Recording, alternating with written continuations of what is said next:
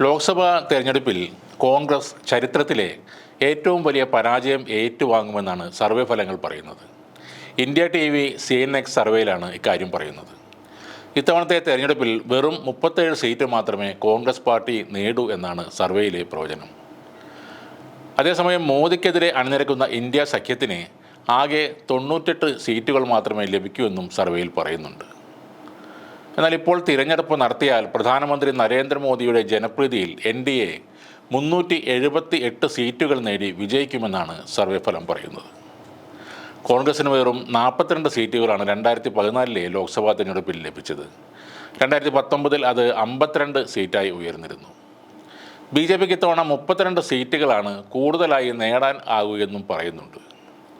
മഹാരാഷ്ട്രയിൽ NDA വലിയ കുതിപ്പ് നടത്തുമെന്നാണ് ഇവരുടെ പ്രവചനം. ആകെ 48 ലോക്സഭാ സീറ്റുകളാണ് അവിടെയുള്ളത്. അതിൽ 35 സീറ്റുകൾ NDA നേടുമെന്നാണ് പ്രവചനം. 25 സീറ്റുകൾ BJPയും ശിവസേന ഷിൻഡെ പക്ഷം 6 സീറ്റും NCP അജിത് പവാർ പക്ഷം 4 സീറ്റുകളും നേടും. അതേസമയം പ്രതിപക്ഷത്തുള്ള ശിവസേന ഉദ്ധവ് പക്ഷം 8 സീറ്റുകളാണ് നേടുന്നത്.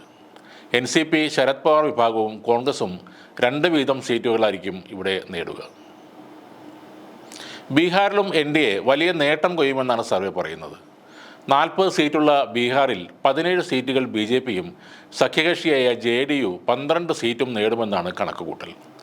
NDAയിലെ മറ്റൊരു അംഗമായ LJP 4 സീറ്റുകളും നേടും. അങ്ങനെ 40-ൽ 33 സീറ്റാണ് BJP സഖ്യത്തിന് ആകെ ലഭിക്കുക. പ്രതിപക്ഷത്ത് RJDക്ക് 4 സീറ്റുകൾ ലഭിക്കും. കോൺഗ്രസ് 1 സീറ്റിലാണ് വിജയിക്കുക. കിഷൻഗഞ്ച് സീറ്റിലാണ് കോൺഗ്രസ് വിജയിക്കുകയെന്നും സർവേയിൽ പറയുന്നുണ്ട്. ബംഗാളിൽ BJP എല്ലാവരെയും ഇത്തവണ ഞെട്ടിക്കുമെന്നാണ് സർവേയുടെ ഫലം. 20 സീറ്റുകൾ BJP നേടും.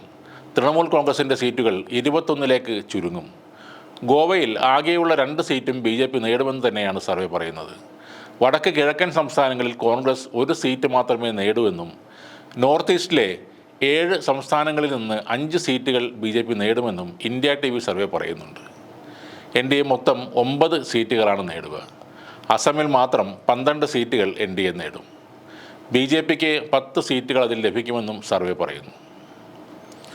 സൗത്ത് ഇന്ത്യയിലെ കർണാടക, കേരള, തമിഴ്നാട്, തെലങ്കാന, ആന്ധ്രാപ്രദേശ് എന്നീ സംസ്ഥാനങ്ങളിലെ സർവേ ഫലങ്ങൾ ഇതുവരെ പുറത്തു വന്നിട്ടില്ല. ഇതിൽ BJPക്ക് പ്രതീക്ഷയുള്ള സംസ്ഥാനങ്ങളാണ് കർണാടകയും തെലങ്കാനയും. കേരളത്തിൽ ഇന്നേ വരെ അക്കൗണ്ട് തുറന്നിട്ടില്ല എങ്കിലും ഇത്തവണ അത് ഉണ്ടാകുമെന്ന് തന്നെയാണ് കേന്ദ്ര നേതാക്കൾ പറയുന്നത്.